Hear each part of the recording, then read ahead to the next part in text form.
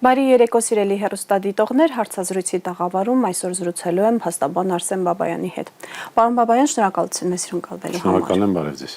Պարոն Բաբայան, դուք հանդիսանում եք Արշակ Սրբազանի պաշտպանը, վերջին անգամ երբ եք խոսել իր հետ, ինչպես է առողջությունը, ինչպես է տրամադրվածությունը, ինչպես է իրեն զգում։ Գրեթե ամենօրյա ռեժիմով հանդիպում եմ Արշակ Սրբազանի հետ, ինչի գրեթե որովհետև մեկ-մեկ ծանրաբեռնվածության պատճառով կա, ընդ որում քերակատարական հիմնարկի ծանրաբեռնվածության պատճառով գուցե չլինի հանդիպումները, ինքնազգացողությունը շատ լավ է, ինքը պատրաստ էր, իրեն բնորոշ ողջախոհությամբ, հումորով, ինքը գիտեր ինչ պիտի լինի, եւ դրա մասին մինչև էդ էր հայտարարել, մենք էլ էինք խոսել, այնուամենայնիվ պատրաստ էր եւ հիմա շատ լավ գիտակցում է, որ այս պայմաններում անխուսափելի էր այս ամեն ինչը եւ դրան վերաբերվում է շատ ողջամտորեն։ Ձեր բողոքը Արշակ Սրբազանի կալանքի դեմ վերաքնիչ դատարանը մերժեց։ Արդյոք հիմքեր կային այդ մերժման համար, պարոն Բաբայան։ Ես պնդել եմ, որ հանցակազմ, հանցագործություն չկա անգամ այն դեպքում, եթե մի պահ ընդունենք, թե նախաքննության մարմինը ինչ մեղսագրել է, դա ճիշտ է, այսինքն այն գործողությունները, այն նկարագրությունը, որ տրված է մեղադրակ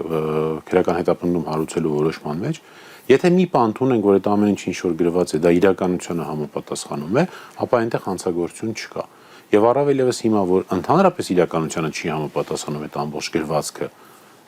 քրեական հետապնդում հարուցելու որոշման մեջ, առավել եւս չկա։ Ավելի կարճ, այսպես փորձեմ կարճ բացատրել ինչի մասին է խոսքը։ Այն գործողությունները եւ այն նպատակը, որը վերագրվում է Արշակ Սրբազանին, դա թմրամիջոցների իրացման, թմրամիջոցների շրջանառության հետ կապված որևէ հանցավոր դեպք չի նկարագրում։ Այսինքն իրենք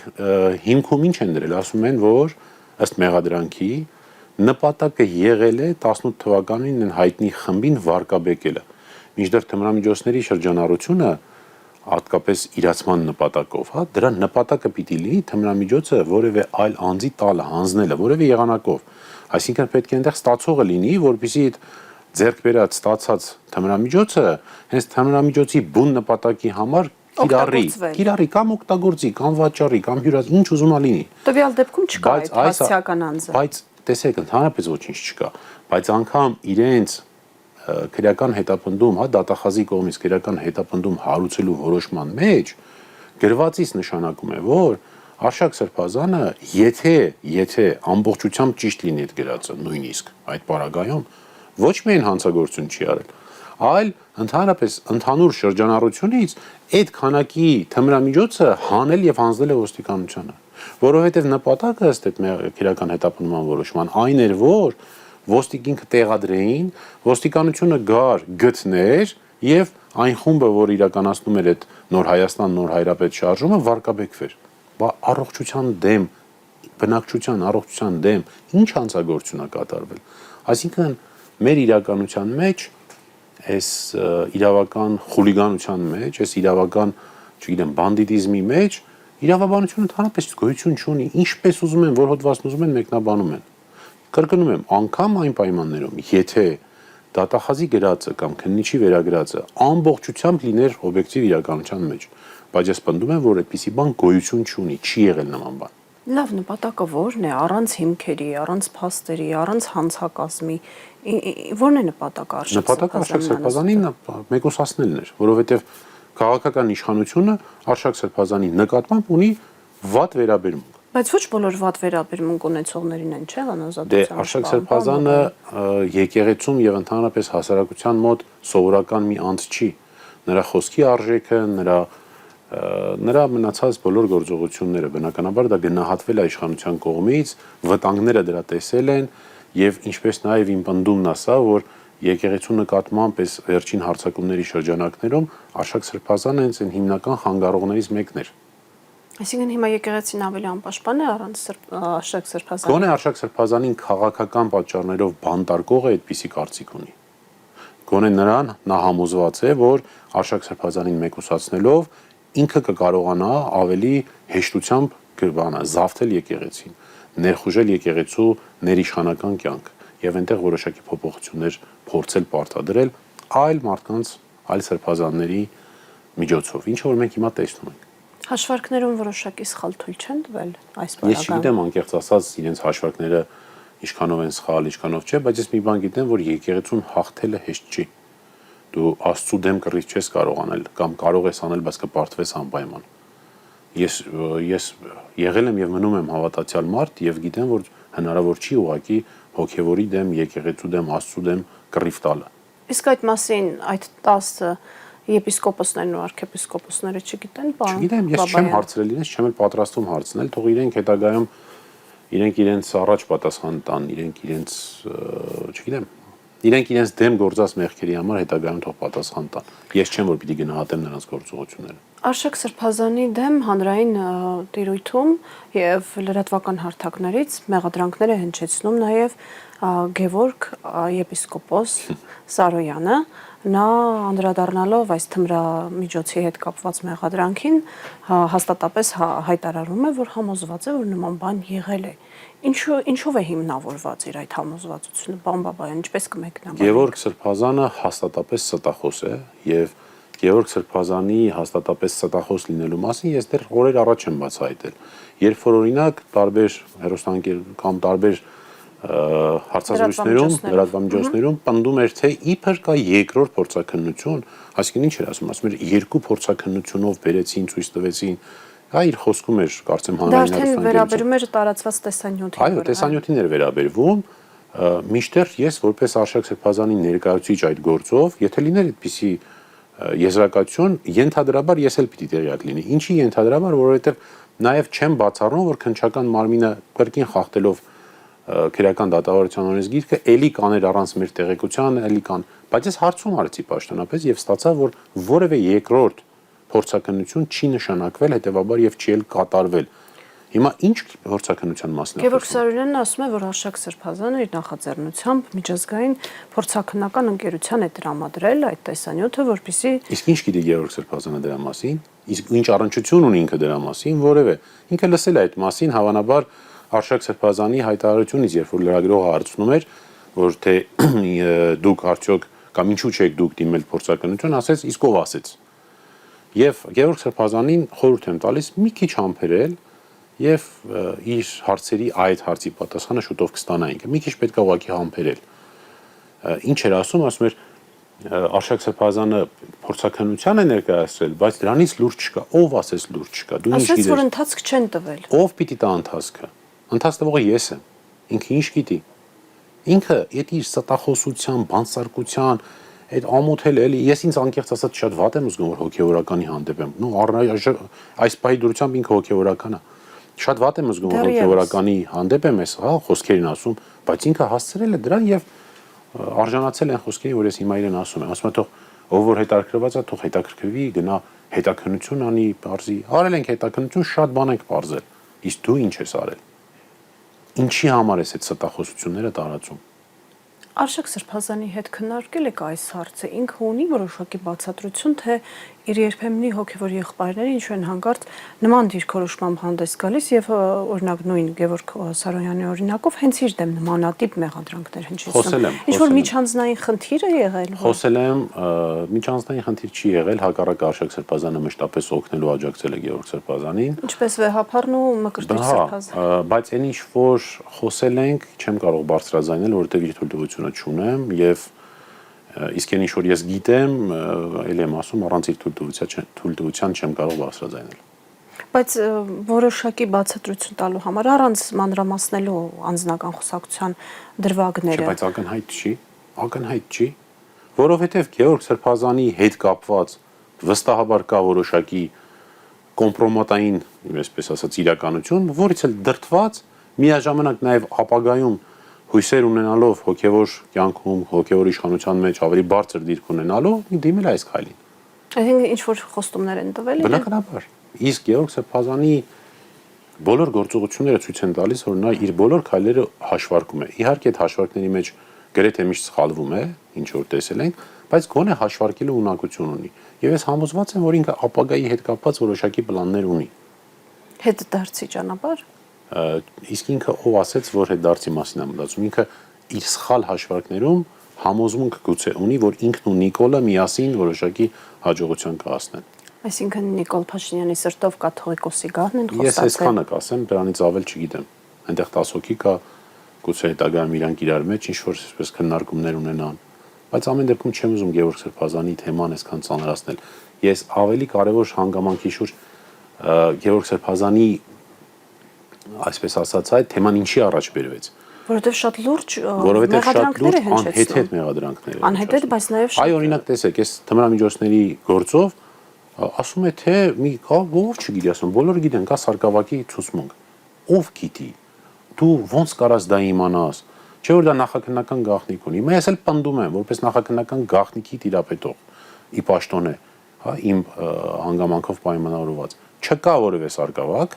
որ Արշակ Սրբազանի դեմ ցուցմունք տված լինի։ Այսինքն այսպես սուտ հայտարարություն է արել։ Ստում է Գևորգ Սրբազանը։ Նյութերի վրա հիմնված ասում, չկա այն պնդումը, որ արել Արշակ Գևորգ Սրբազանը։ Սուտ է դա։ Չի համապատասխանում իրականությանը։ Պարոն Բաբայան, Հաջորդ հանգամանքը ներողություն, հաջորդ հանգամանքն ասում է փորձաքննությամբ հաստատեցին եւ այդ տեսագրության իրողություն իրադարձությունները նկարագրում ներկայացնում է որպես փաստացի իրականություն։ Փորձաքննությամբ ընդհանրապես մեկեջանոց, որի մասին շատ եմ խոսել։ Տեսագրության մեջ արկա մարդուն եւ Արշակ Սրբազանի լուսանկարի նույնականացում ա եղել։ Լուսանկարների նույնականացում։ Հիմա բազմաթիվ օրինակ բաներ կան, հա, տեսագրություններ կան, այդպես արհեստական բանականությամբ ստեղծված։ Այդ ցանկացած մեկին էլ տաս փորձագետ էլ չլինի։ Կվերցնի ասի քիթը նման է, ճակատը նման է, ակնոցները ներկուսնել կրում նույնն է։ Հիմա արդյոք դա կհամարվի որևէ եղանակով հաստատված փորձաքննություն։ Իսկ ինչա Գևորգ Սրբազանը չգիտի սրա մասին։ Չգիտի որ տեսագրության փորձաքննությունը այլ բանի մասին պիտի լինի։ Ես չգիտեմ գիտի թե ոչ, բայց շատ վստահ տոնով էր եւ դեմքի արտահայտությամբ էր խոսում այդ մասին։ Ստում էր, որովհետեւ մի հայտնի խոսք է, ասում է, չգիտեմ ինչ ես ասում, բայց ինձ վստահ ես ասում։ Հիմա այդ ճանապարհով, չգիտեմ, հոգեվոր կյանքից երևի որոշակի շեղում ունի։ Պարոն Բաբայան, այնուամենայնիվ մեկը այլ շատ լուրջ մեղադրանք, այսինքն հաստատված փաստի ձևով ասում է Գևորգ Սարոյանը, որ այրոնապղծություն է եղել, նույնիսկ նշում է, որ կանոնագրքի առաջին դարում, հա, այդ ժողովի ժամանակ քննարկվել է, որոշվել է, որ դա սրբապղծություն է եւ հոգեվոր աստիճանից զրկում է նախատեսում։ Ամոթ Գևորգ Սրբազանին վստահաբար պնդում եմ տեսագրությունը, որի հիման վրա հենվում է եւ այդ հիմար այդ արտահայտություններն անում է իրականության հետ առնչություն չունի։ Տեսագրության բովանդակությունը իրականության հետ որևէ առնչություն չունի եւ չկա որևէ փորձաքննություն, որը կհաստատի, որ այդ տեսագրությունը իրականության հետ կապ ունի։ Այն փորձաքննությունը, որի վրա որ ինքը հենվում է, որևէ եղանակով չի հաստատում տեսագրության իսկությունը, տեսագրության գոյությունը օբյեկտիվ իրականության մեջ, այսինքն կամ ավելի պարզ ասած, որ տեսագրվել է այն, ինչ որ մենք տեսնում ենք էկրանին։ Չկա որևէ այդպիսի փորձաքննություն, որը դա կհաստատի։ Պարոն Բաբայան, նաև խոսք գնաց այն մասին, որ իրականում վեհափառ Հայրապետն ու Արշակ Սրբազանն ատում են իրար եւ նույնիսկ Գևորգ եպիսկոպոս Սարոյանը հայտարարեց, որ ամենայն հավանականությամբ այդ տեսանյութը հենց վեհափառն է տարածել, որpիսի դրանով Արշակ Սրբազանին իր մեջ իրենից կախման մեջ գցի եւ այսպես ասած պաշտպանի 10 տիրադավներից։ Հիմա եկեք այդ իր ասածը համադրենք իր մյուս ասածի հետ։ Եվ ասում եմ մենք գնացինք վեհապառին ասեցինք Արշակ Սրբազանի լիազորությունները պետք է դադարեցվի, կասեցվի, բայց վեհապառը այսպես պաշտպանում էր, պահում էր։ Հիմա ո՞նց հասկանանք այս հակասությունը։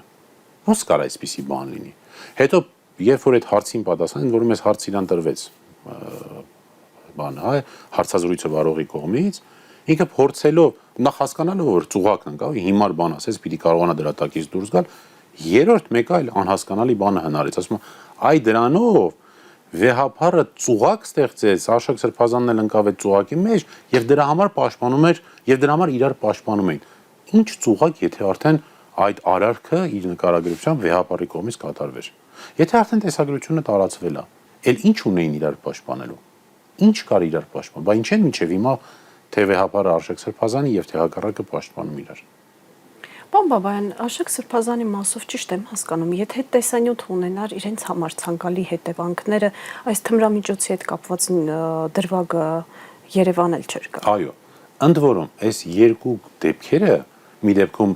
փաստացի դուժողի կարգավիճակ ունի Արշակ Սրբազանը, մի դեպքում մեղադրյալի, նույն տրամաբանության մեջ են իրավաբանությունից հեռու։ Զուտ Արշակ Սրբազանին անվանարկելու Արշակ Սրբազանի եւ այդպիսով ես պնդում եմ եկեղեցու նկատմամբ ատելություն տարածելու նպատակ ունեն, թշնամանք տարածելու նպատակ ունեն։ Տեսնելով, որ առաջինին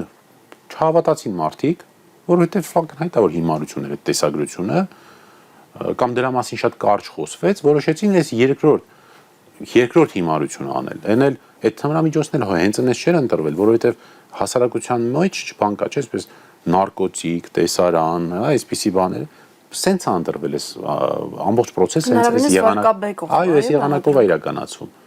Ախր այդ քրեական վարույթը որևէ օբյեկտիվ դատարանում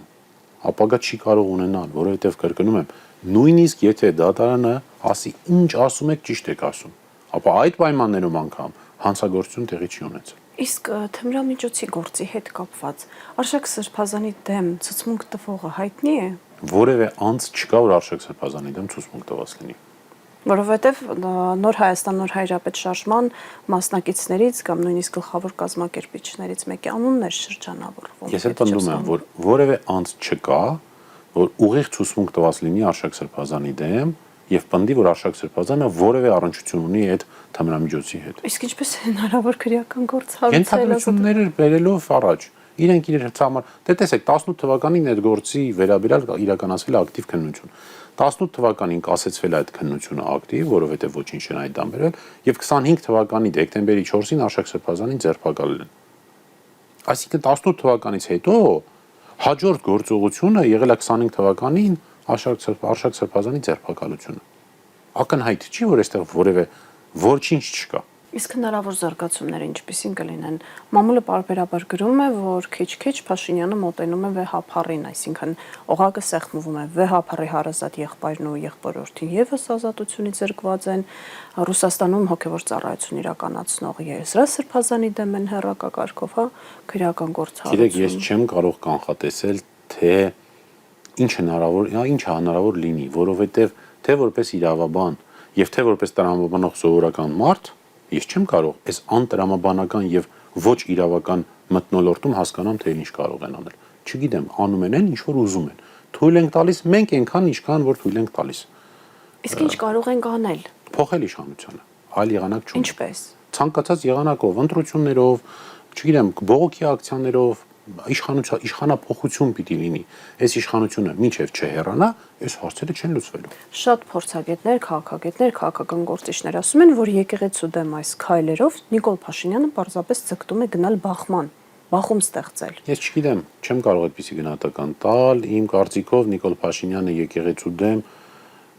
այս օրակարգը առաջաբերել դրսի, իմ համոզմամբ դրսի բանով, հա, օտար երկրների պետությունների ուղիղ օտար երկրների հանձնարարություն, որովհետև ուղղակի կարող ենք տրամաբանել, այս ամեն ինչի շուտ ասում են տրամաբանության շրջանակներում է։ Ադրբեջանի հոգևոր առաջնորդը արեց հայտարարություն, դրան անմիջապես հաջորդեց Նիկոլ Փաշինյանի հայտարարությունը կառավարության նիստում, դրանից հետո վեհափառը գնաց Շվեյցարիայում, այս շղթան մենք բոլորս գիտենք։ Եվ ես համոզմունք ունեմ այս վերլուծությունների հիման վրա, որ սա այլ նպատակով կամ այլ ուժերի, հա, օտար երկրյա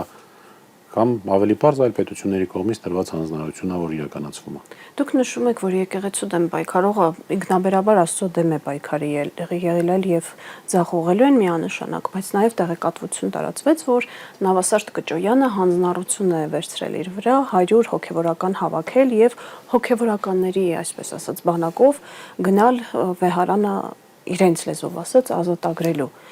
Այս սցենարի պարագայում, հատկապես որ Նիկոլ Փաշինյանը լծվել է եկեղեցու իր կանոնագրության, հա, գրմանը,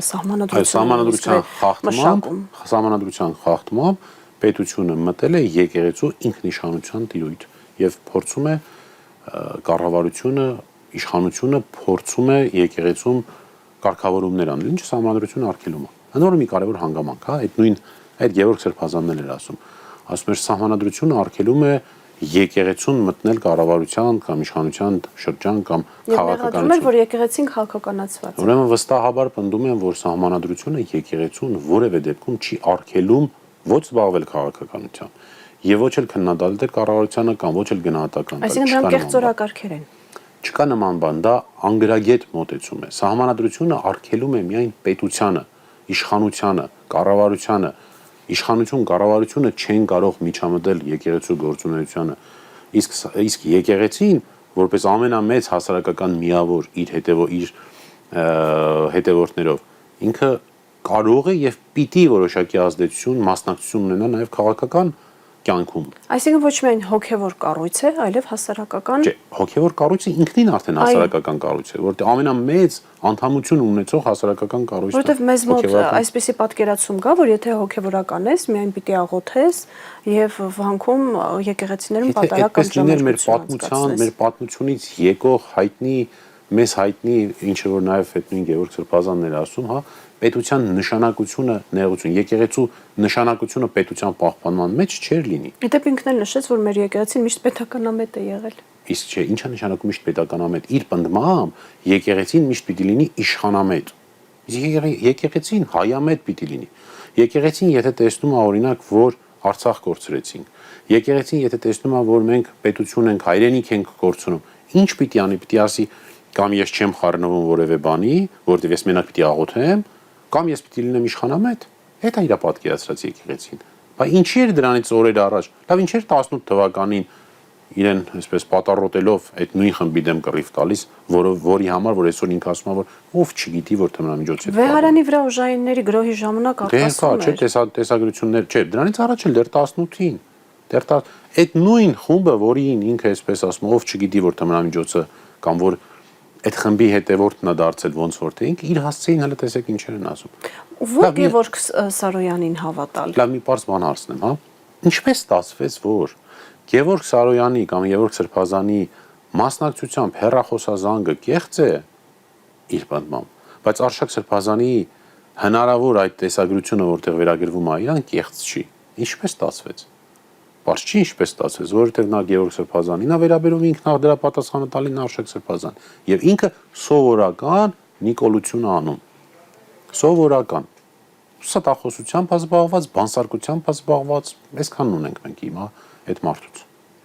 Պարոն Բաբայան, նշեցիք, որ Նիկոլ Փաշինյանը նաև ԿՊ իշխանական թիմը Սահմանադրության կոնկրետ դրույթներ է խախտում։ Արդյոք դա նախատեսում է քրեական պատասխանատվություն եւ մոտավորապես քանի քրեական այդպիսի հոդված է խախտել Նիկոլ Փաշինյանը։ Ես հիմա չեմ ուզում քրեա իրավական գնահատականներ տամ։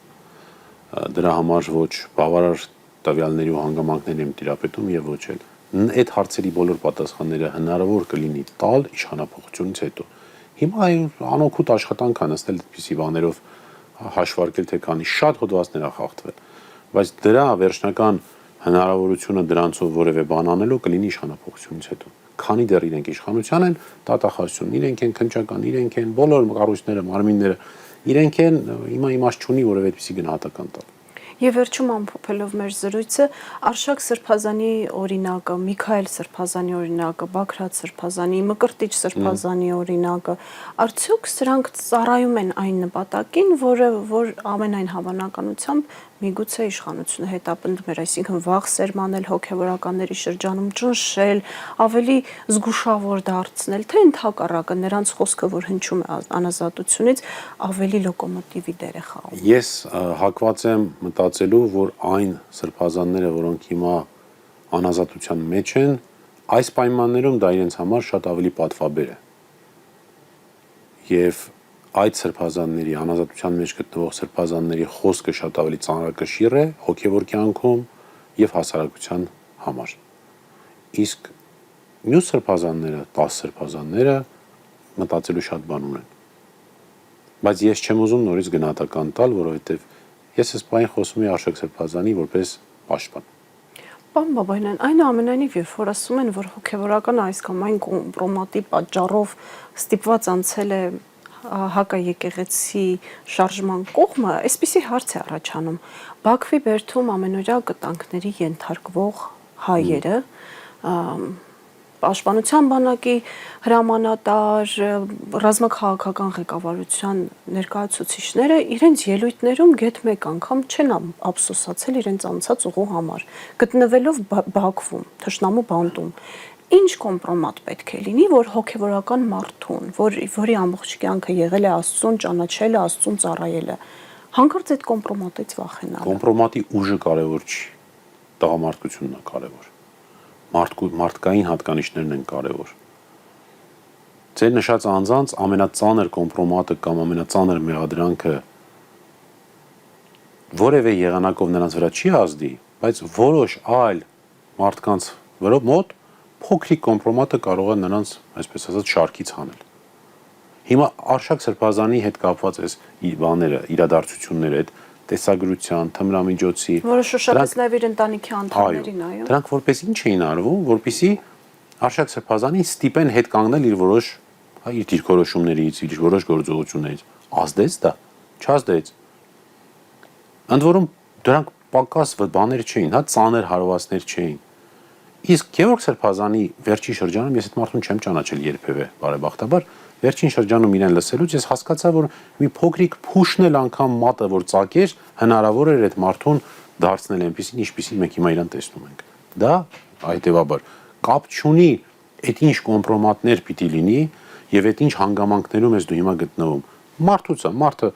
արդյոք ունի այնքան ուժ, որ կարողանա դիմադրել կոմպրոմատին, թե չէ։ Մեկին փուշը կծակի կհանձնվի, մեկին կտանեն զնդանում կպահեն, ինքը չի հանձնվի։ Այս է տարբերությունը։ Գևորգ Սարոյանը տվյալ դեպքում փուշը ծակվելուց հանձնվողն է։ Իմ նկարագրության մեջ այո։ Պարոն Բաբայան, շնորհակալ եմ հետաքրքիր զրույցի համար։ Հիշեցնեմ այսօրվա իմ հյուրն էր փաստաբան Արշակ Սրբազանի պաշտպան Արսեն Բաբայանը։ Հարցազրույցի հաջորդ թողարկումը վաղն է, հաջողություն։